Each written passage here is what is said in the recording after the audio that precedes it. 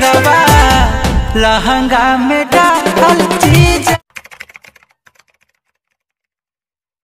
आए हो छोटकी साली तो सोई हमारे बारे में शिकायत करो। हम तोरा की के लिए जी? हम नहीं जानली तोहर तो हमार नहीं जान लो हम की के लिए जो हमार तो जाने चाहो है जी। बिगड़ल हो चाल जीजा।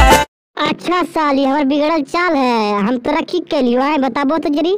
कल हो बरियारी हमार। अच्छा हम तोहरा से बरियारी के लिए तो तोरा की के लिए खुल के बताहो ने। शर्मा तो कह रहलो तब रे हम जानबे कि हम की के लिए आए। इस दिल हो गाला जीजा।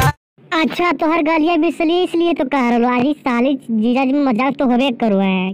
गलिया मिसली तो की होता जानते जब दीदी के तला।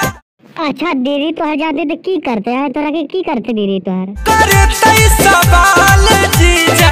अच्छा ये बात तो सही है लेकिन दीदी सवाल पूछते हो तो की बताइबो तो कि जाके दीदिया से बतइबै।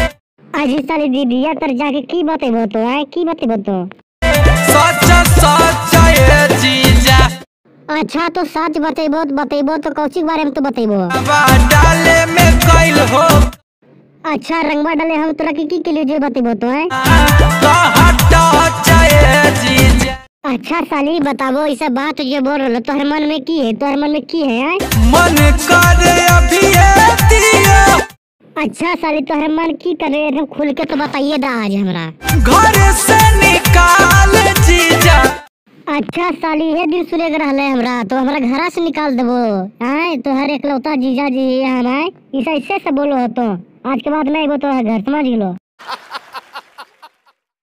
अगर आप लोग को ये होली वीडियो अच्छा लगा है तो वीडियो को लाइक करें और चैनल पर नए हैं तो चैनल को सब्सक्राइब करें। धन्यवाद। फिर मिलेंगे अगले वीडियो के साथ।